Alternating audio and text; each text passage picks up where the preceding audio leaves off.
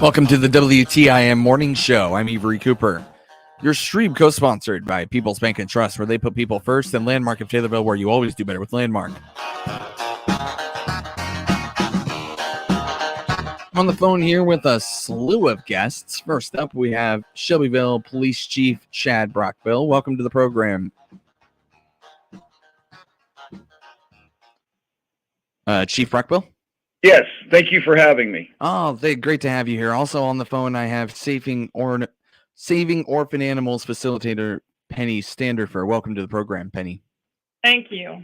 Also, I have Patrolman and Canine Handler Joe Hauk. Did I say that right, Joe? Yes, good morning. Good morning, Joe. All right, so it is, well, in the middle of winter right now, and you guys are taking a look at having a new canine in Shelbyville for the first time. Seems like a lot of hoops to jump through to be able to get to that point, right? Yeah, there's a lot of hoops to jump through, and this came about when the county lost their dog, basically through attrition. They had their handler take another job, and some other things went down. And we decided over here that we wanted to try to get our canine unit up and going. And it just became kind of the perfect storm with the people in the right places that supported us, that were not only animal lovers, but police supporters. And so we started off by checking into the training and all the rules and regulations for having a canine patrol. And so we went to fundraising, because the initial expense of a canine program is really, really expensive. Maintaining a canine program isn't near as troubling as getting one started. So we started after we got the support and the go ahead from the powers that be. We started doing our fundraising and basically just soliciting local businesses and the community members, and we have been overwhelmed with support. And it's a really good feeling when your community gets behind what you're doing, and we're all on the same page.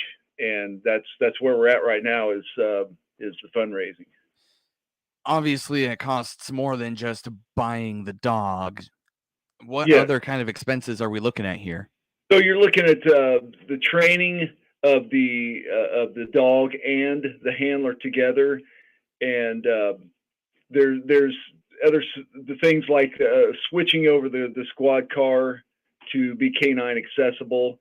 And but I'm going to let Joe talk about that, because he's a little more well versed than I am on what that part is. So go ahead, Joe. Yeah, Joe. What kind of what kind of adjustments need to be made for a canine unit? Well, in the squad itself, you have to have a cage to protect the dog inside the vehicle, and then you have to have all your heat alarms and fans and all that to keep the dog cool while he's in the vehicle. All that stuff is very, very expensive from the get-go. Once the initial setup is done, then you can reuse that stuff, if we would ever have to have another squad. So that's the main part for the vehicle. And then, the initial collars, leads, things like that for the dog, the apprehension suits for the training, just nickels and dimes to, all that adds up. Yeah. It's like you said too, it sounds, or at least Chief Brockville said, you guys had to go through the proper powers that be and all that. How long of a process was it to get to the point where you are now? I'd say it's been about 5 to 6 months of approaching our police commissioner and then the council, and talking to like the state and getting scheduled for training, where we're going to purchase the dog. And we've also been able to reach out to other police departments that don't have a canine program that have had one in the past, and they've given us some things that they didn't need. And it's been, I would say, a strong 5 months to where we're at today. And we still have a couple months left before we get settled in and start really making the changes and getting to where we need to be. Joe's going to start the police academy or the canine academy in August, and then as soon as he's finished, we'll be up and going. And like I said earlier, the initial expense of getting a canine program started is where it's at. Maintaining one isn't near as expensive, and so that's where we're at. And it's been about 5 months up until now. Joe, how are you feeling knowing that, if everything goes well, of course, that towards the end of summer you could be training a new canine? I am very excited. Yeah, I imagine you would be. I guess, what are you excited the most for? Just being able to watch the dog work, doing the public demos, showing the community, what the dog's capable of for their support, and but mainly just watching the dog work. I've always had a passion working with dogs. I've had hunting dogs pretty much my whole life, and I just love watching the dogs work. Penny, forgive me for not knowing, but how do you play into all of this? Well, longevity. I've been here like 24 years. So, yeah, we work as a team around here, and we are all animal lovers. I would say all of our officers have dogs or have had recently, and they support me in what I do with the Saving Orphans Animals program, which is rescuing dogs and cats from our local animal control facility. Yeah, what is that program? What role does that program play in what's happening with this canine unit? Oh, it doesn't really. Okay. It's a separate entity that they put up with me running around here, animals, and all the time that I devote to it, lunch hours, after work, whatever. But I'm excited about having a four-legged friend in here, and I hope the new canine likes me too. So. Yeah, and I want to talk to you more about your program specifically, Penny. But first, I wanted to ask Chief Rockbill. Oh, I had my question, and then it just went right out the door. So, I guess, what is your timeline looking like right now? I think you briefly mentioned it a little bit, but maybe you could outline it a little bit more. Okay, so over the next 4 weeks or so, we're going to continue our crowdsourcing and our fundraising and soliciting donations. And then after that, we'll be switching over the squad car to be canine accessible. Then after that, we'll be looking to purchase the canine itself. And then towards the middle of August, end of August, is when we'll send the dog and Joe for training in Springfield, and we'll go from there. So that's kind of outlining the rest of the spring into the summer. There's going to be some periods of kind of hurry up and wait because we're on other people's timelines, as far as training, and it's scheduled, but that's where we're at. Okay. Middle of August, end of August is when it's scheduled, and after he goes to that, then it'll be off and running. Chief, I remember what I was going to ask you. I guess, the county's dog retired in November, which just 3 months ago. I know you've been thinking about doing this. This has been something that's been brought up in the community for quite a while, but how much did the dog, let's see, his name is it Kylo or Kilo? Kilo. Got it. How much did him no longer being part of the operation that you have in Shelby County influence the momentum that you guys have now? It was big. Knowing that you had a dog a block away, that if you needed it, it's kind of one of those things where it's better to have it and not need it than need it and not have it. And so knowing it was there and we could call them on an emergency, and now there's no longer there, it played into it, but it was also, I would say, the clincher of us really going forward and trying to get this thing done. And I think the community will feel better. I know we'll feel better. It's like having, an extra partner out there, and for everybody. I mean, the night guys, that do a lot of hard work here and at the sheriff's office to know that if you need the canine and Joe, you can call and he'll be there. And it's very reassuring. And I can count, several instances just in the last couple months where we could have used a dog, didn't have it, and now we'll have it. And I think that goes to the sheriff's office because we'll be assisting them just like they've always assisted us. Joe, do you have anything to add to that? No, not really. I just know that I'll be ready 24/7, and we'll try utilizing this as in every way possible. And I think it'll be a huge asset to everybody. All right, let me reintroduce you all, and then we'll continue our conversation after a break. You're listening to the WTIM Morning Show. I'm Avery Cooper on the phone with Saving Orphan Animals facilitator Penny Standerfer, patrolman and canine handler Joe Hauk, and Shelbyville Police Chief Chad Brockville. Your stream co-sponsored by Landmark of Taylorville, where you always do better with Landmark and People's Bank and Trust, where they put people first. Back in a moment.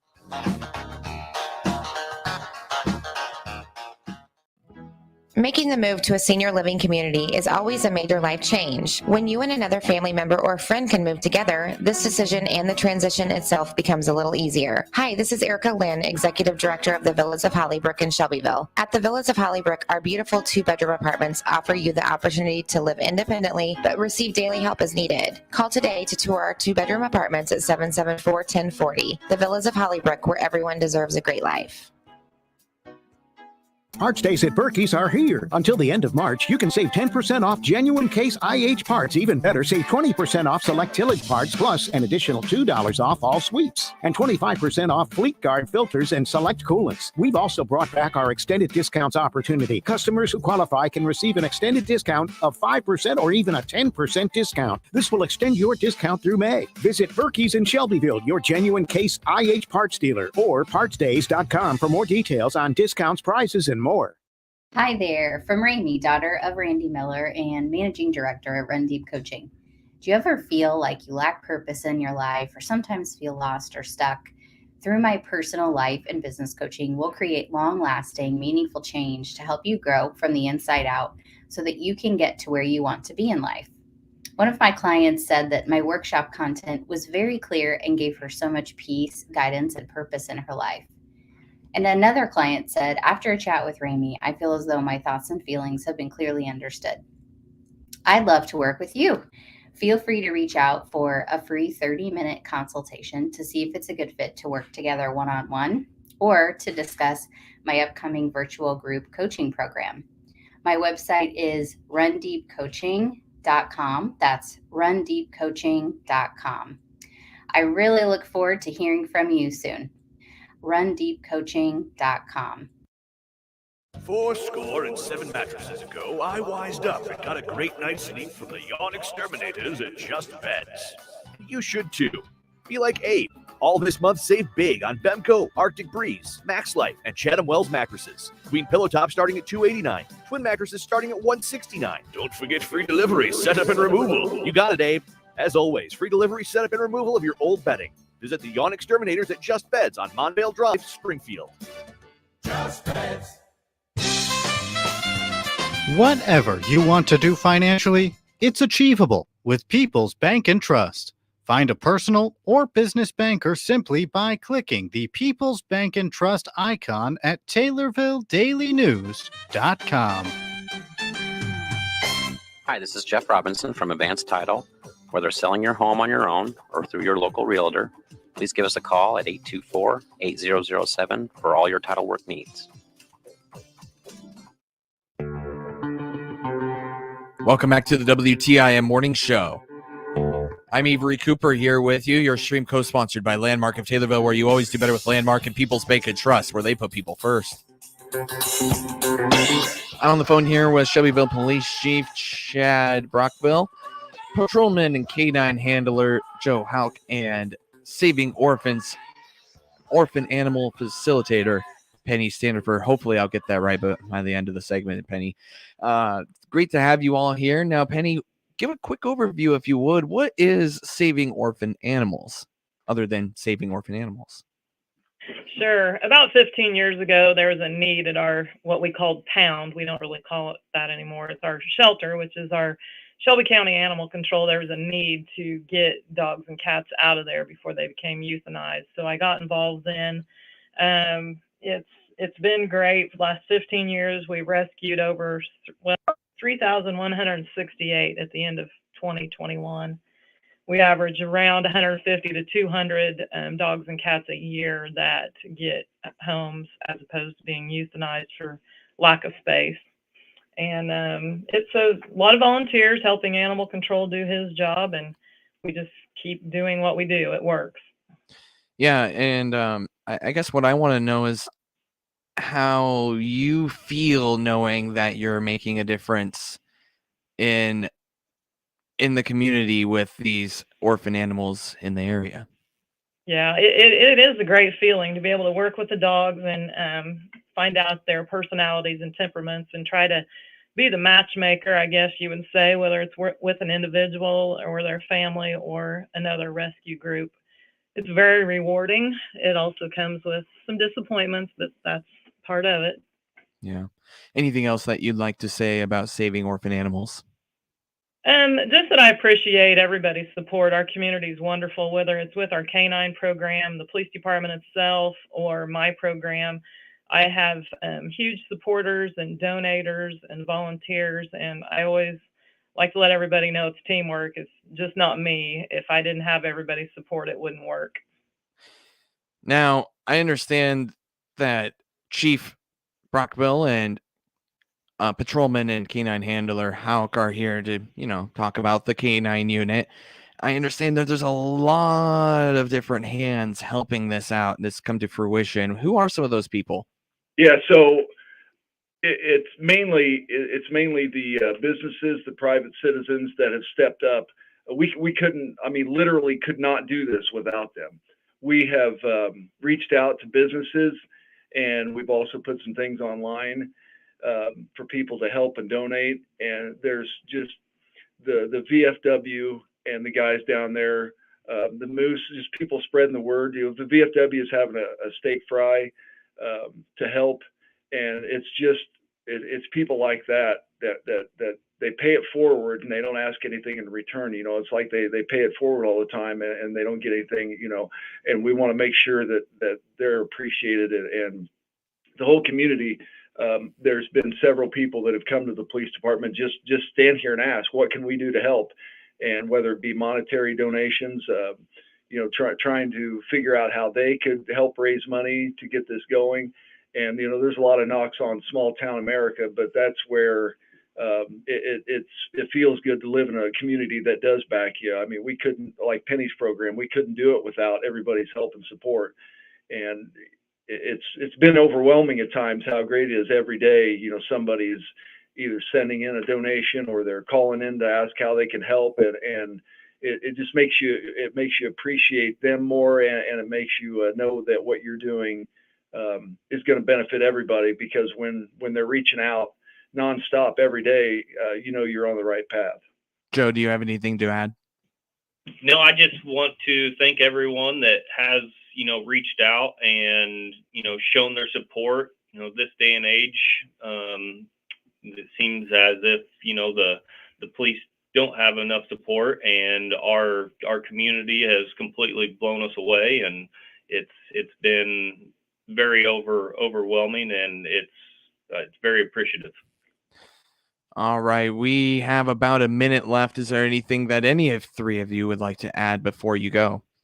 I think with both of these programs that we've talked about, we also need to thank our mayor. He's a huge supporter, and also our city council. They all work together very well, and they support my program and also the K9 program. All right. Go ahead. It's not just that they support us, which they do, and they work in harmony in everything they do. But when you know that you can approach them with an idea, and you're not scared or intimidated to approach them with an idea in fear of being shot down or ridiculed, it's everybody's working together, and it's made this thing take off, and we do appreciate it. And also, with the political times and leanings in America, you see all this bad news on the internet and on your TV at night, anti-police and stuff. Just think what we do. It means the world to all of us. And, I just wanted to add that in there. Thank you so much, Chief Chad Brockwell, also Patrolman Canine Handler Joe Hauk, and Saving Orphans Animals Facilitator Penny Standifer. Thank you, guys. Thank you. Thank you. Thank you. News, I'm Rich Thomason in Washington. Ratcheting up the tension over Ukraine, the Kremlin has announced